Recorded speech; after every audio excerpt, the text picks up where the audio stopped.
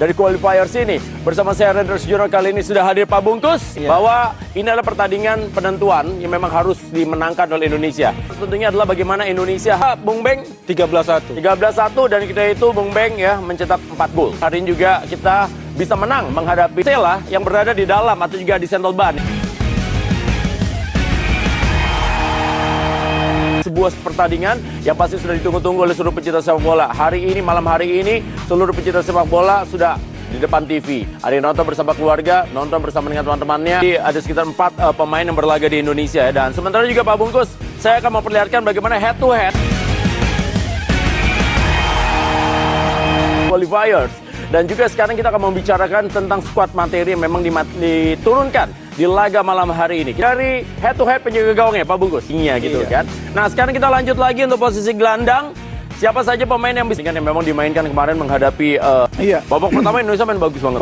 Bagus banget, semua jalan, unitnya main, lalu juga pressing. Kita main bagus, menguasai permainan, yang kurang cuma satu, bikin gol. Salah, Bung Beng lahir kecepatan sih. Indonesia total itu sekarang kan kalau menurut BPS gitu kan sudah hampir 280 juta loh rakyat Indonesia, 279 gitu kan. Ini bebannya kan semakin tinggi, kan tidak sesuai dengan diinginkan. Nah ini dia, mudah-mudahan juga adik-adik kita mungkin ya bisa keluar dari tekanan dan menganggap pertandingan ini harus menikmati. Karena Sintayong bilang, kalau main bola kalau nggak enjoy katanya nggak akan bisa maksimal. Iya, disitulah pentingnya pemain-pemain senior seperti Tom Hai di tengah, kemudian di depan ada Ragnar, di belakang ada Jai Ijes. Pengalaman dia main di level tinggi harus bisa menjadi ikut juga kualifikasi event-event yang lain Piala Asia. Jadi memang ini bukan hal yang mudah, butuh perencanaan yang matang, tapi lebih dari itu paling penting sinkronisasi antara timnas dengan jadwal klub, jangan bentrok. Nah itu dia, makanya jadi sekedar kita berikan informasi pemirsa, ini adalah kedatangan dari para pemain timnas tadi. Ya, BP ini kalau saya tanya ya, ini kalau BP dulu berangkat dari hotel, di mobil atau juga di bus, biasanya ngapain? Dengerin musik biasanya. Dengerin musik. Dan biasanya mereka mencoba untuk konsentrasi, kan setiap pemain itu punya karakter masing-masing, ada yang dengerin ritual sendiri-sendiri gitu. Betul, dan kemudian juga genre musiknya juga masing-masing. Di samping menikmati suasana menuju stadion itu membuat mereka lebih. Ini dia para pemain memang pemirsa tiba, dan seperti Anda katakan dan juga mungkin juga tadi Bung Beng katakan, banyak para pemain itu memang dalam kondisi berusaha disiapkan untuk pertandingan sendiri. Ya, Pak Bungkus. Iya. Anda bisa melihat ini adalah jersey yang akan dipakai. Saya akan berbicara tentang bagaimana mungkin adalah ini situasi yang itu yang datang ke stadion itu bukan hanya supporter, tapi juga penonton sepak bola. Ini kondisi-kondisi seperti ini. Dan Bung Beng yang bisa menceritakan hal ini sama saya jarang banget bisa ngorek-ngorek Bung Beng gitu kan sebagai orang yang berapa capsnya Bung Beng timnas? 87. Nah tuh saya Sejauh ini belum. Akan segera lepas sebentar lagi. banget saya ini dia ya. Saya senang yang membuat Anda pemirsa akan ngobrol-ngobrol lagi bersama dengan Bung Beng dan juga Pak Bungkus setelah pesan-pesan yang berikut ini.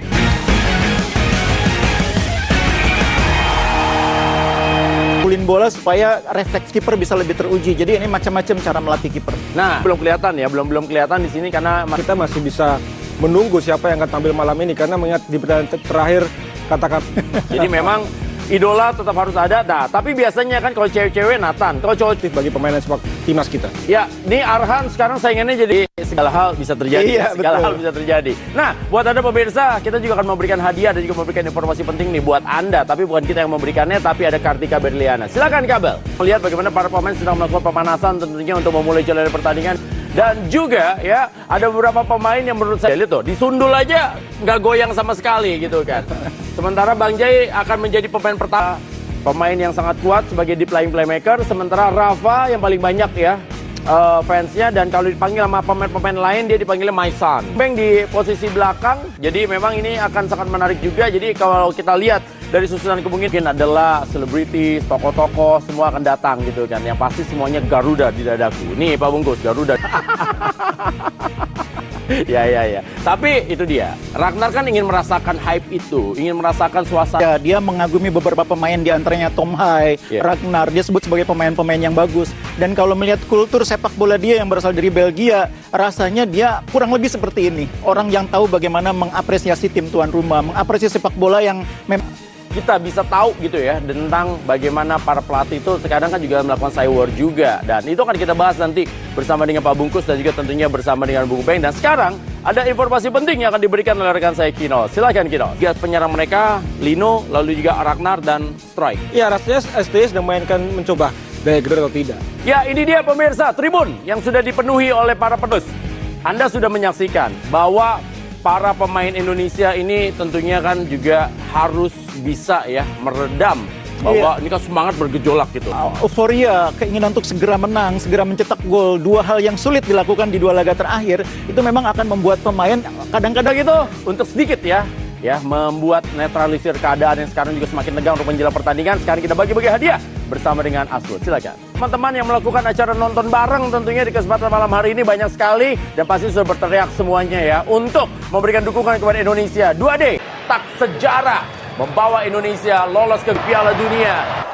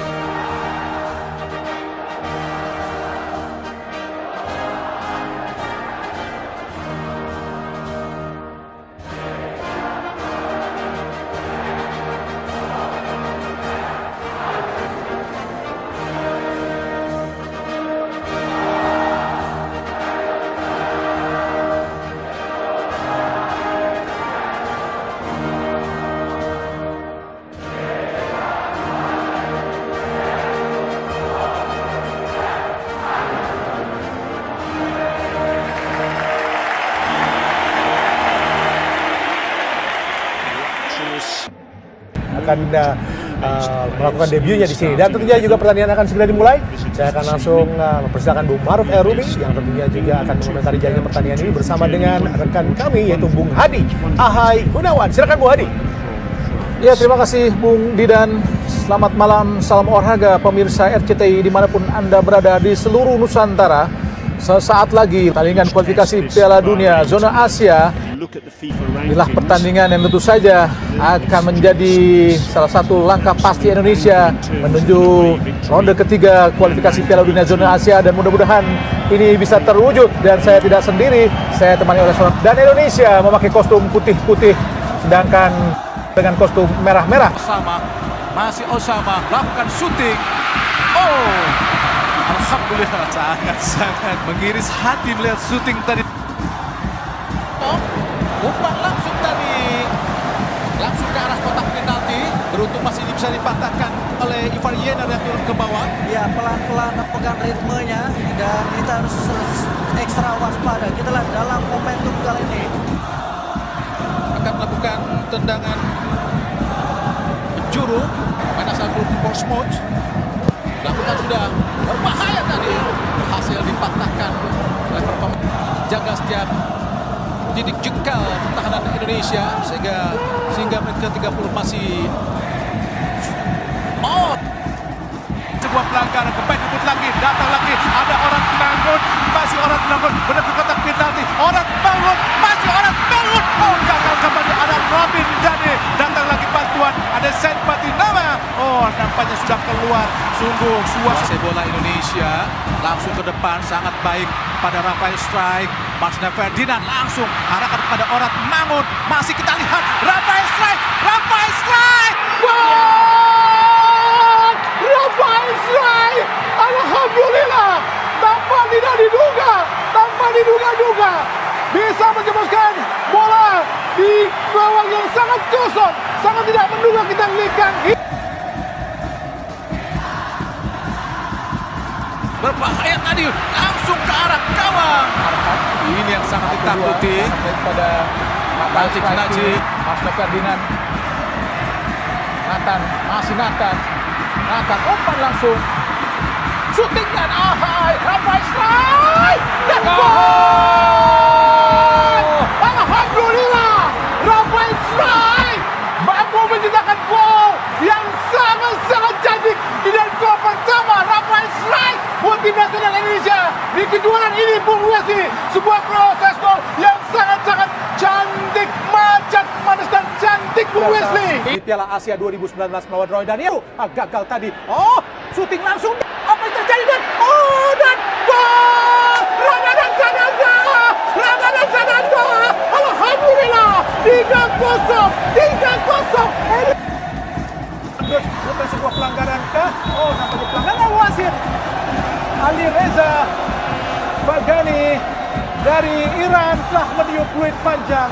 Tanda berakhirnya pertandingan antara Indonesia melawan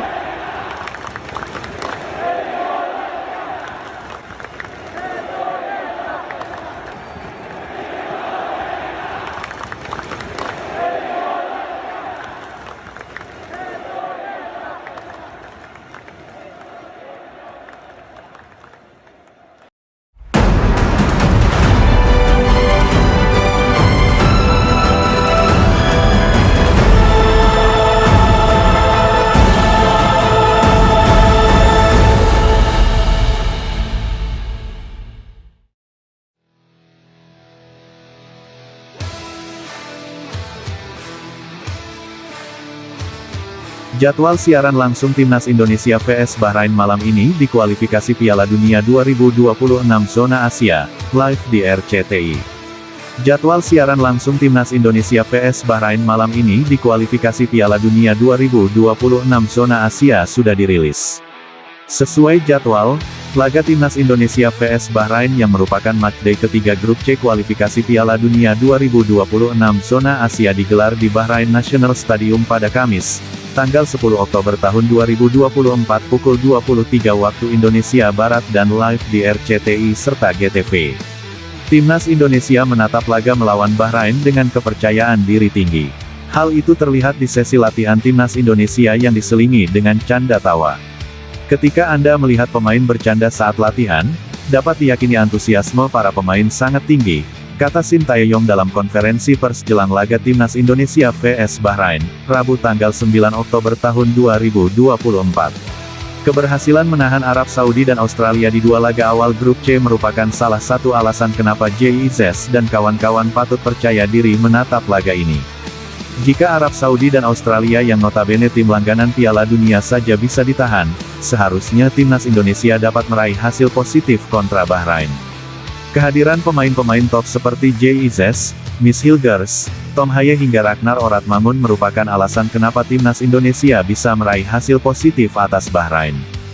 Jika menang atas Bahrain, setidaknya ada 3 hal yang langsung menimpa Timnas Indonesia. Tanggal 11 Oktober tahun 2024 raihan hasil positif atas Bahrain juga akan mendongkrak ranking FIFA skuad Garuda.